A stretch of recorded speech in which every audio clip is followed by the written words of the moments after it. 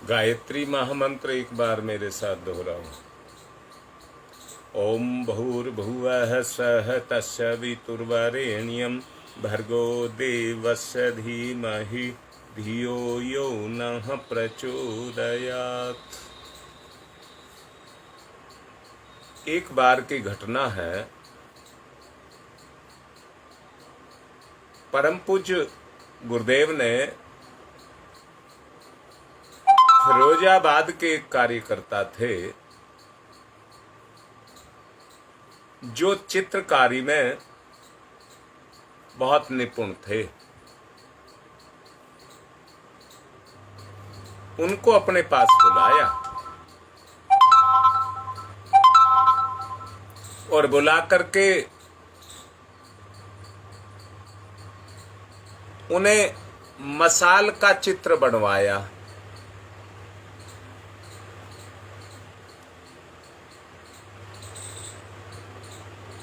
अपने सामने बैठा करके मसाल का चित्र बनवाया।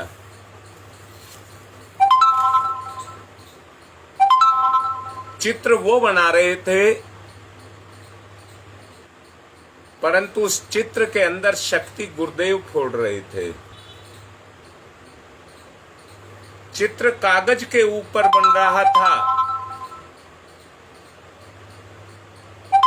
परंतु उसमें शक्ति गुरुदेव अंतरिक्ष में पैदा कर रहे थे।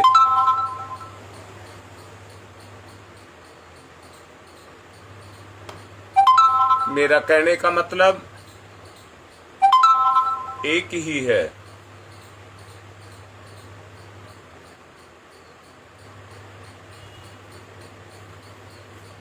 आकार में तो दर्शाई जाती है, परंतु शक्ति अंतरिक्ष से आती है।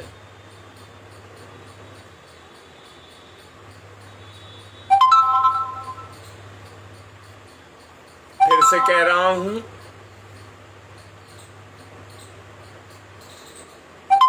शक्तियां इस दुनिया में 3 प्रकार की होती हैं।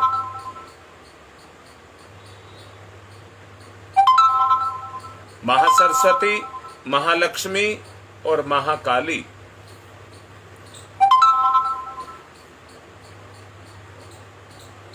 देखिए, संसार में जो महत्व है वो शक्ति का ही महत्व है। या जितनी महत्ताएं हैं उन सब की जननी शक्ति है। उन तीनों को जिस मात्रा में उपार्जित कर लेता है, मैं कहता हूं शक्ति तो अंतरिक्ष से आती है, परंतु उपार्जन करने वाला, समेटने वाला उसमें से उन कितनी शक्तियों को समेट लेता है, बात इस पर निर्भर करती है।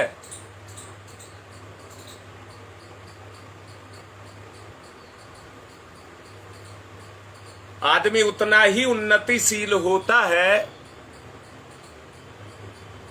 जितनी मात्रा में विशेषता के रूप में शक्ति उसके अंदर काम करती है।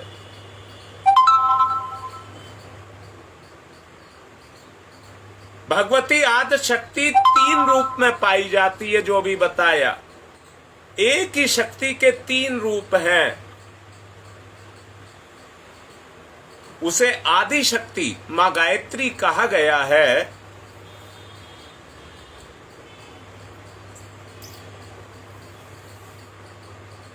मुझे ध्यान है, आपको शायद ध्यान हो ना हो,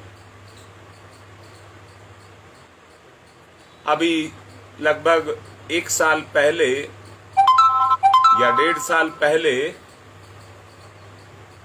मैंने दुर्गा सप्तशती पर नवरात्रों के दिनों में पाठ किया था।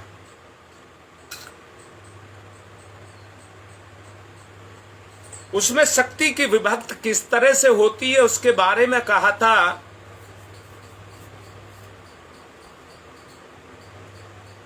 परम पूज्य गुरुदेव का ये कथन है, दुनिया का विस्तार शक्ति से ही है। तीनों शक्तियों का जब उद्भव आदि शक्ति से हुआ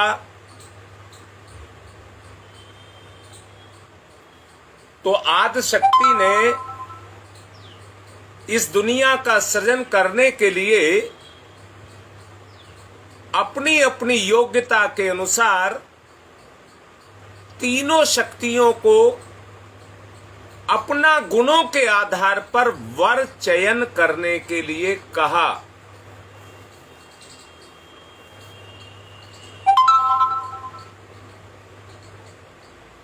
और उसी के द्वारा ये सारा संसार सृजित है। सारे के सारे संसार का सृजन उसी से ही हो रहा है।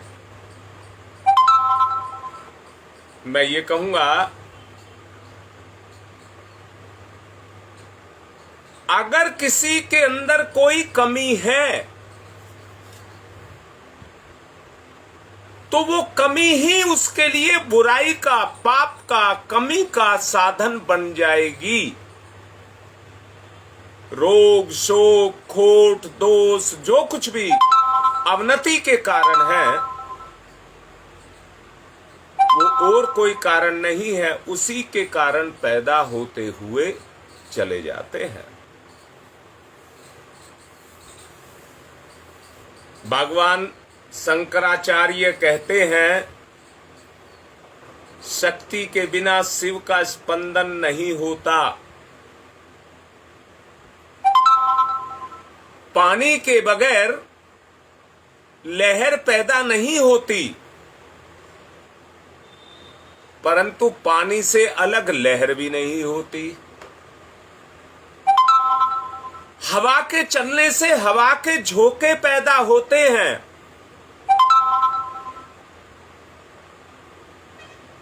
कभी कभी ठहर करके जब हवा लगती है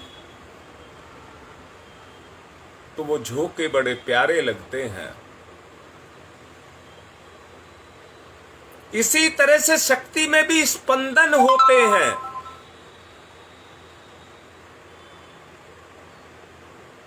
जैसे जैसे वो स्पंदन होते हैं, शक्ति की भी गति होती है और जीव को भी आनंद मिलता है।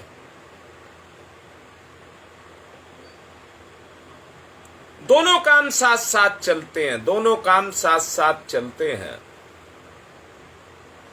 जीव की उन्नति देह की सहायता से और देह की उन्नति जीव की सहायता से। वैसे ही शिवत्व का स्पंदन शक्ति के द्वारा होता है।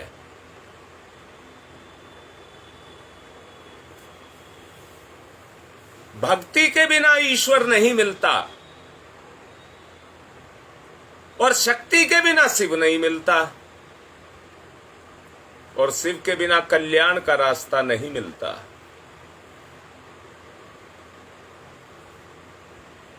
अभी आज ही कांवड़ के कार्य का पट्टाक्षेप हुआ है। जो आदमी इतनी लंबी यात्रा को करके उस कांवड़ को लेकर के आए हैं, आज तो वो थके हुए होंगे। अगर 2-4 दिन बाद, 10 दिन बाद उनसे कहा जाए 2 किलोमीटर पैदल चल दें तो शायद नहीं चलेंगे। 200, 250, 300 किलोमीटर चल करके वो कावड़ को लेकर के बड़ी श्रद्धा के साथ यहां तक लेकर के आ गए। स्पंदन उनके अंदर उठे, लहर उठी और उस लहर के प्रभाव में एक जोश उनके अंदर उठा और उन्होंने उस कावड़ को ला करके भोले के ऊपर चढ़ा दिया। दोबारा से बोल रहा हूं, मैं किसी चीज का फेवर नहीं कर रहा हूं। अगर कावड़ लाना इतना ही पर्याप्त था तो कावड़ आ गई, अब तो उद्धार हो गया। परंतु वो जनून, वो जोश, वो स्पंदन हमारे अंदर निरंतर पैदा होता रहे, वो हमारे स्वभाव का एक अंग बन जाए, तो ही हम आत्मिक उन्नति को प्राप्त हो सकते हैं। याद रखना, जो अभी बोला है, ब्रह्म प्राप्ति में आत्मिक उन्नति होती है। ब्रह्म प्राप्ति में आत्मिक उन्नति होती है। भगवती आदि शक्ति की सहायता आवश्यक है। अशक्त मनुष्य बातूनी बातों के छप्पर बांध देगा, पर कर कुछ नहीं पाएगा। मैंने अभी कहा, भावना में बह करके 200-300 किलोमीटर पैदल चले आए, अब उन्हें 2-3 किलोमीटर पैदल चलने के लिए कहा जाएगा तो उनकी जान निकल जाएगी। इतना बड़ा अंतर, आदमी वही है, अंतर इतना बड़ा है। अगर इस चीज को हम स्वभाव में उतारना चाहते हैं, आदत बनाना चाहते हैं, हिम्मत को पैदा करना चाहते हैं,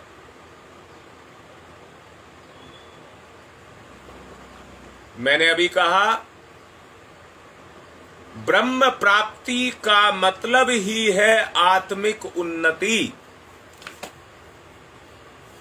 आत्मिक उन्नति के जो इच्छुक हों, उनको ब्रह्म के गुण को अपने में पैदा करना पड़ेगा। सांसारिक आनंद से लेकर ब्रह्मानंद तक मातेश्वरी शक्ति का प्रसाद है।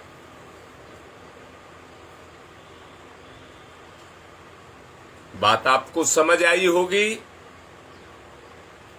संसार से लेकर उस आदि शक्ति तक अगर कोई आनंद है तो वो आदि शक्ति का ही गुण है। भारतीय अध्यात्म शास्त्र में महासरस्वती, महालक्ष्मी, महाकाली, इन 3 शक्तियों की उपासना का बड़ा महत्व बताया गया है। इनकी कृपा अनेक सिद्धि संपदाएं प्राप्त होने का फल बताया गया है। सविस्तार इनकी आराधना का वर्णन शास्त्रों में आया है।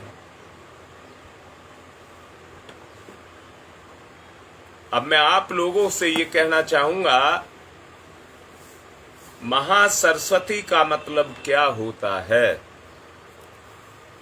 साफ समझिए, वो कोई फोटो नहीं है, वो कोई मूर्ति नहीं है, वो एक शक्ति है।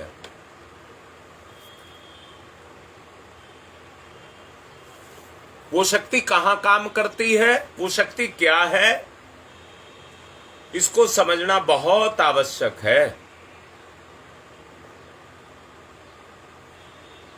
सविस्तार इनकी आराधना करने के लिए महासरस्वती का सहारा जो हम लेते हैं, उसका अर्थ है विद्या, बुद्धि, तर्क, विवेचना, जानकारी, चतुराई। ये जो गुण हैं, ये महासरस्वती के गुण हैं।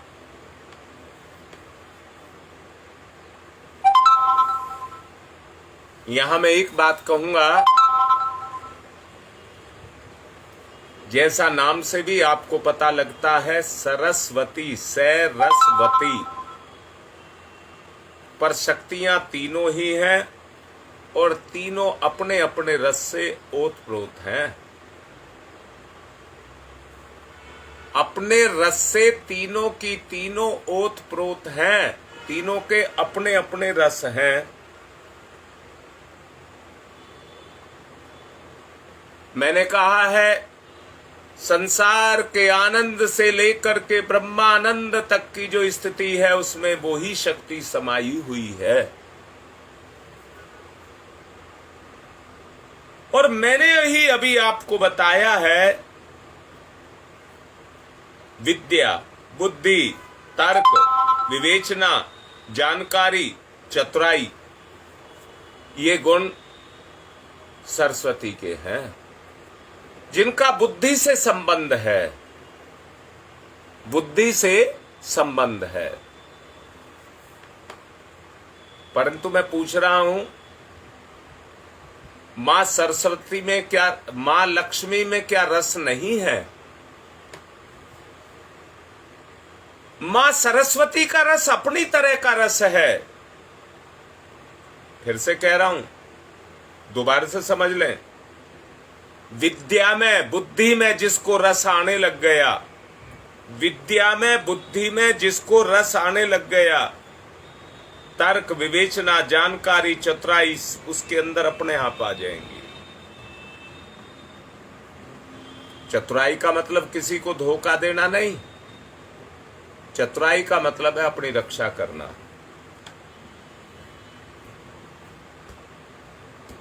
लक्ष्मी का अर्थ है धन, संपत्ति, जमीन, जायदाद।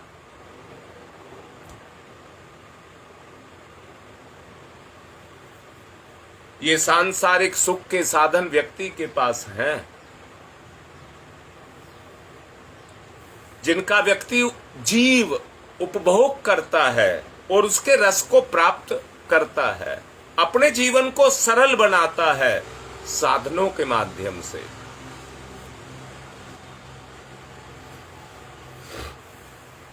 मैंने कहा धन, संपत्ति, जमीन, जायदाद, ये जिससे पैदा होती है उसी शक्ति का नाम महालक्ष्मी है। तीसरी शक्ति है महाकाली। उसका अर्थ है शत्रु का दमन करने वाली शक्ति, शत्रु का दमन करने वाली शक्ति, कूटनीति, दलबंदी, शस्त्र,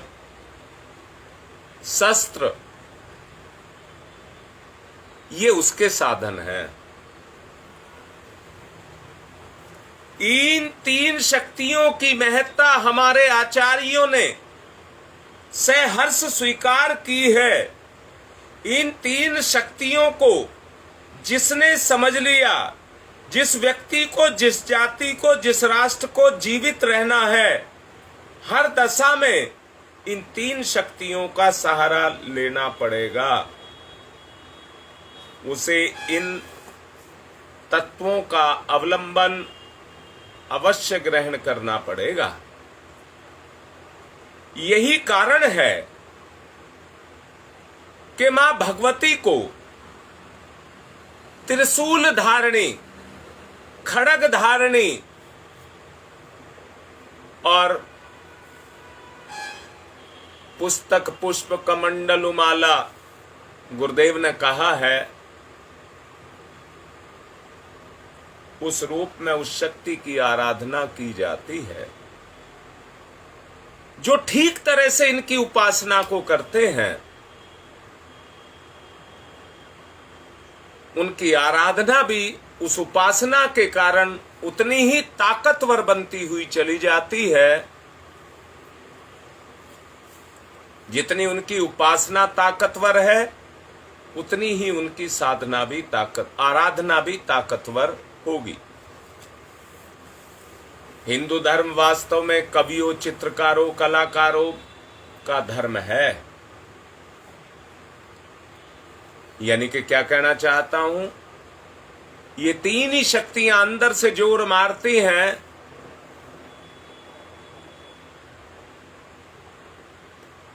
जो विभिन्न गुणों के रूप में निराकार से साकार रूप को धारण करती हैं।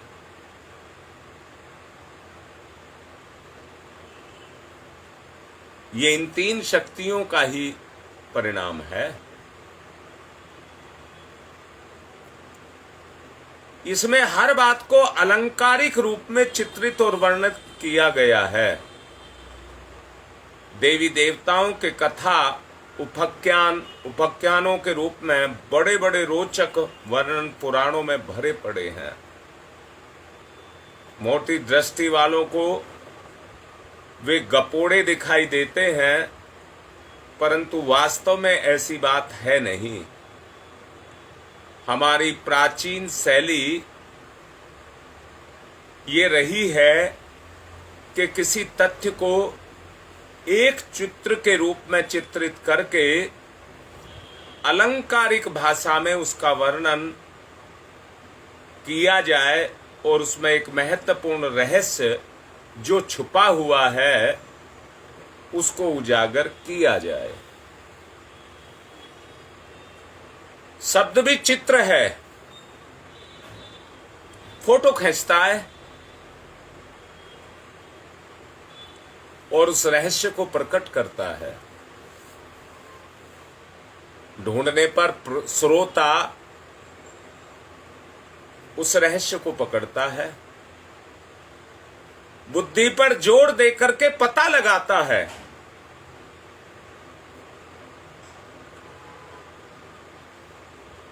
और कलापूर्ण ढंग से उसको कर्म के अंदर परिणित करता है, उसमें उन गुणों का समावेश करता है जो अपने पास हैं, उन गुणों का कर्म के रूप में उसमें समावेश करता है। इस पद्धति से दूसरे को शिक्षा देने का, शिक्षण का, कलाकारिता का, रच्यता का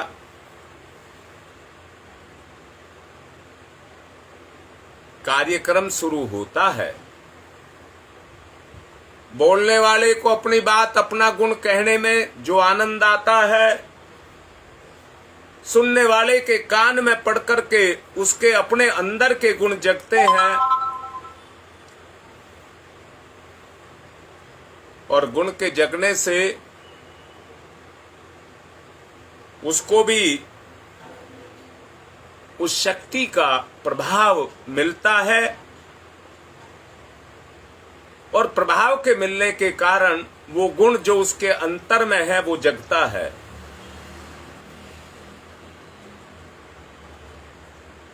अपने वृद्धि खर्च करके तथ्य को ढूंढ निकालने वाले श्रोता को भी अपनी खोज सफलता पर बहुत हर्ष होता है। रस की बात कह रहा हूं। हर्ष वृद्धि के साथ साथ पद्धति से दी हुई शिक्षा अंतः स्थल की, हृदय की गहराई में जाकर के एक रस को पैदा करती है। वो रस जो पैदा होता है उसे भुला देना आसान नहीं है। वो रस एक बार बन जाए तो फिर छूटना आसान नहीं है। हमें बुराई क्यों लगती है? क्योंकि उसके गुण बीज रूप में हमारे संस्कार के अंदर होते हैं और एक बार बुराई उसको छू गई तो वो गुण जग गया, यानी कि चेतना में वो गुण जग गया। मैंने शुरू में बोला था, परम पूज्य गुरुदेव ने एक बार मसाल का चित्र बनाने के लिए कार्यकर्ता को बुलाया। परम पूज्य गुरुदेव उस चित्र को अंतरिक्ष में बना रहे थे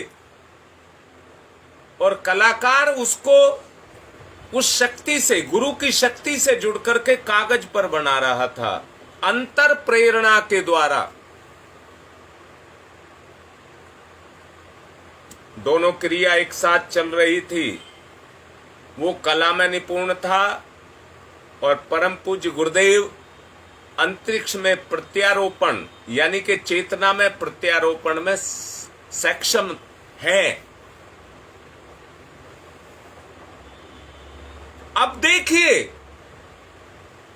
उन्होंने एक आधार पैदा कर दिया, अंतरिक्ष में एक आधार पैदा कर दिया जो अपनी साधना के माध्यम से उस शक्ति के साथ जुड़ेगा, शक्ति का अवतरण उसके अंदर होगा।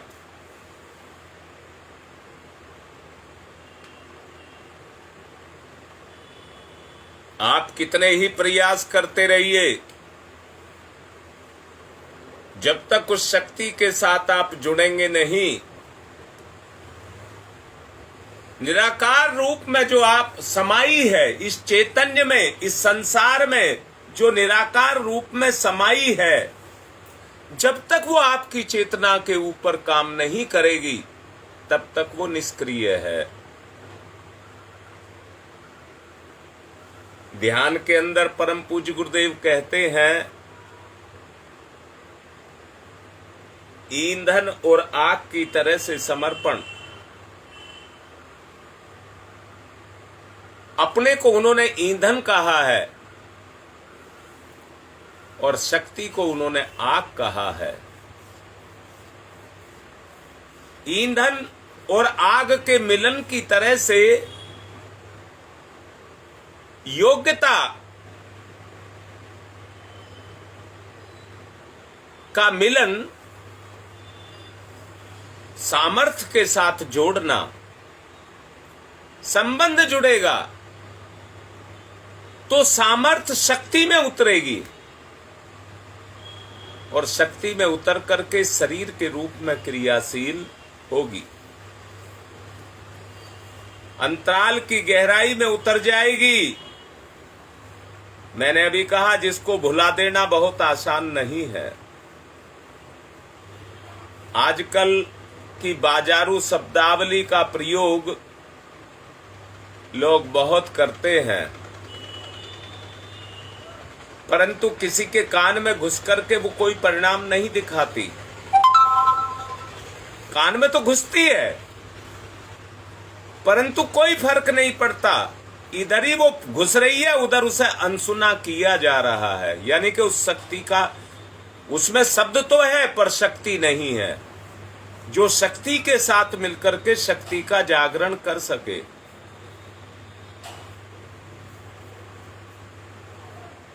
महाशक्ति के जो उपरोक्त 3 रूप बताए गए हैं, उनका सुंदर सा चित्रण इस तरह प्रकट करना ऐसा कला में प्रयास है जिसको करके व्यक्ति अपनी शक्ति को उसी गुण से ओतप्रोत कर लेता है।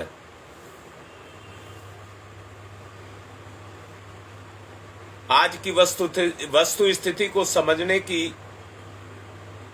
योग्यता का स्थान अंधविश्वास ने ले लिया है। जो भी कामड़ की बात कर रहा था, उसके संबंध में ही मैं आपसे बोल रहा हूं। जोश में, जनून में आकर के तो व्यक्ति कुछ भी काम कर सकता है, परंतु वो स्वभाव में उतर जाए तो बात बनती है। आज समाज में जो अंधविश्वास पैदा हो रहा है, क्योंकि उसके परिणाम सतत नहीं है। अभी 2 दिन का आपने बलिदान किया और कांवड़ की अपनी यात्रा को पूरा किया, पर आज से 1 साल तक क्या करेंगे? जो रोज करते हैं वो ही करेंगे। परिवर्तन कहां आया? अगर परिवर्तन नहीं आया, परिवर्तन हमेशा शक्ति से ही आते हैं। तो जो भी आपने पूजा पाठ किया, जो भी आपने दर्शन का कार्य किया, जो भी आपने माला जपने, अनुष्ठान करने, गंध अक्षत पुष्प धूप दीप नैवेद्य चढ़ाने का जो आपने काम किया, वो तो घर में चुटकी बजा करके एक क्षण में मनमानी संपदाएं इकट्ठा करने का साधन सबके पास है। इस काम को कौन नहीं करता, पर इसके पीछे की सच्चाई को भी समझ लें। इस सब का लाभ तभी है जब ये यथार्थ रूप में, शक्ति के रूप में हमारे अंदर क्रियाशील हो जाए। अंधविश्वास के आधार पर तो लोग प्रतिमा की, पत्थर की प्रतिमा की भी पूजा करते हैं, परंतु इतने पर अपना कर्तव्य पूर्ण नहीं हो जाता है। और जब मंत्र की शक्ति से देवी को प्रसन्न करने पर अनायास सब संपदाएं घर में भरती चली जाती हैं, आशा करते हैं, हमारे अंदर से आशा का तत्व जगता है। ये सेक चिल्ली के सपने पूरे करना नहीं है, बल्कि वास्तविकता को जान करके उचित मार्ग से प्रयत्न करने का, सफलता प्राप्त करने का एक रास्ता है।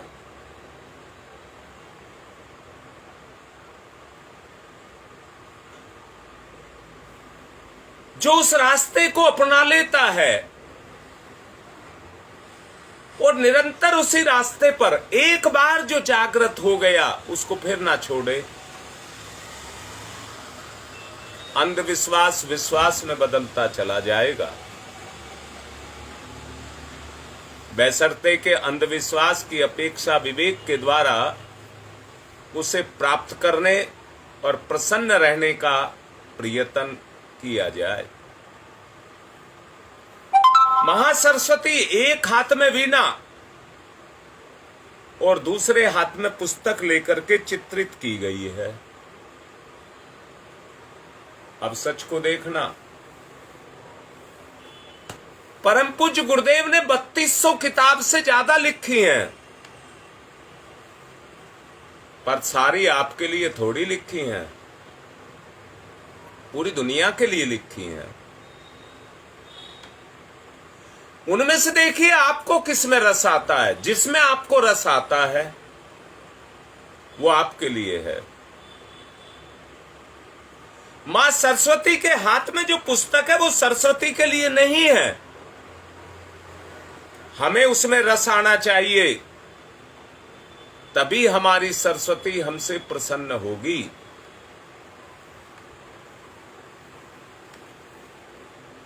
मैं देखता हूं, महसूस भी करता हूं, आप भी करते होंगे,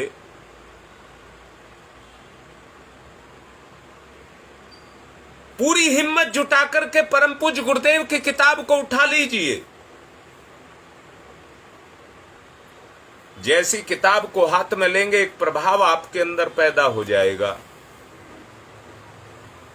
और जैसी किताब को खोलेंगे आपकी दृष्टि उस पर पड़ेगी, प्रभाव क्रियाशील आपकी चेतना पर हो जाएगा। जो शक्ति से कमजोर होंगे वो 1 मिनट भी उस किताब को देख नहीं पाएंगे। फिर क्या होगा? एक तंद्रा, दूसरे शब्दों में कहूं ऐसी निंद्रा उनके अंदर जागृत होती चली जाएगी। वो उनकी चेतना का निष्क्रियता, निकम्मापन का प्रतीक है।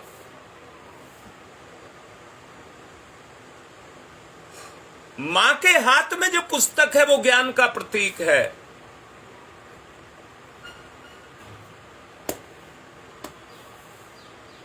पुस्तक का तात्पर्य अच्छे साहित्य का अध्ययन किए बिना विचार श्रृंखला को परिमार्जित करना कठिन है।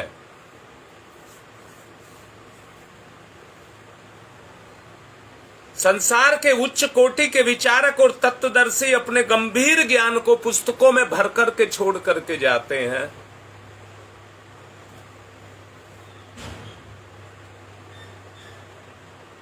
जब चाहें आप उनकी समीपता को ग्रहण कर सकते हैं जब चाहो।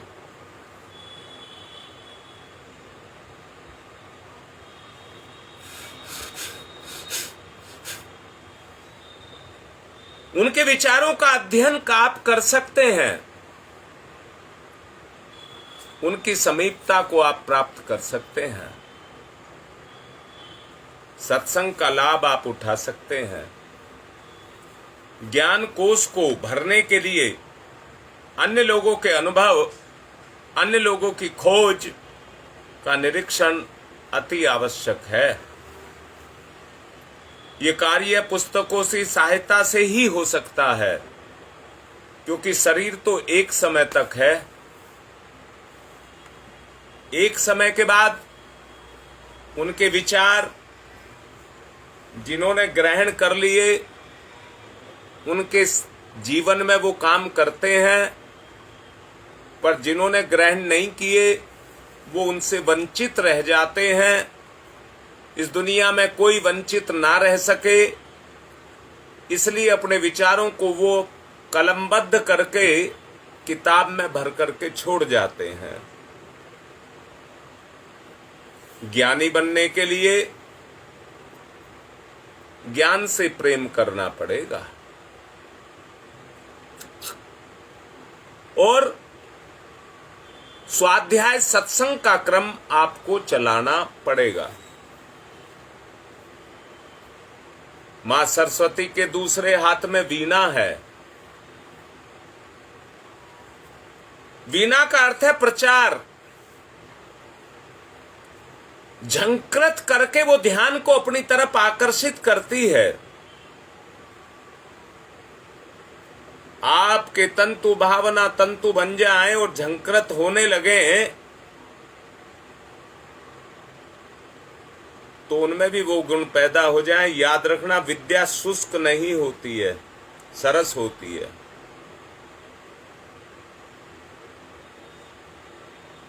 जब सरसता का गुण आपके अंदर जगेगा तो पांडित्य का गुण आपके अंदर पैदा होता हुआ चला जाएगा। ज्ञान के माध्यम से आप अपने जीवन में उस पांडित्य को ग्रहण करते हुए चले जाएंगे। अगर उसका सदुपयोग आपने किया, आपके अंतःकरण पर सात्विक प्रभाव उन तारों के झंझना देने से पैदा होते हुए चले जाएंगे। अध्ययन, मनन, निधिध्यासन द्वारा आप जिस निष्कर्ष पर पहुंचते हैं उस पर विश्वास करें, श्रद्धा करें और उसके अनुसार अपने जीवन को ढालने का प्रयास करें। विश्वास और आचरणों में एकता को बना करके रखें। ज्ञान का वास्तविक लाभ उठाएं। हंसवाहिनी शारदा की वीणा पुस्तक प्रियता प्रकट होती है। विद्या चाहने वाले विद्वान बनने की इच्छा करने वाले लोगों को चाहिए कि पुस्तक का अध्ययन करना दैनिक कार्यक्रम बनाया जाए, नित्य पढ़ने की आदत डाली जाए। ज्ञान प्राप्त करें, उससे अपने हृदय की वीणा के तारों को झंकृत करते हुए ज्ञान, श्रद्धा और आचरण के संबंध को आपस में जोड़ें। इसी को सरस्वती पूजा का सरल सा किंतु अत्यंत महत्वपूर्ण विधान माना गया है। उसे कलाकार कला के रूप में चित्रित करता है और हमारे सामने उपस्थित करता है। यही तो मैंने बताया है। परम पूज्य गुरुदेव ने उस शक्ति का बीजारोपण अंतरिक्ष में सूर्य के संपर्क में कर दिया है।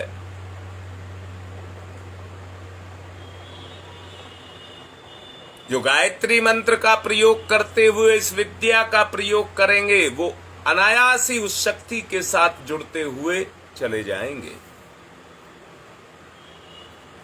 परम पूज्य गुरुदेव ने जो कुछ भी किया है वो धरती पर नहीं अंतरिक्ष में किया है। हम उसका लाभ लें। आज का समय पूरा हो गया। जो समझाया गया है उस पर बार बार विचार करें, जरूर आपको लाभ मिलेगा। मेरठ में गुड्डी के भाई ज्यादा बीमार हैं। आज आप उनके लिए प्रार्थना करना कि वो स्वस्थ हों। आज की बात संपन्न। ओम शांति ही शांति ही शांति।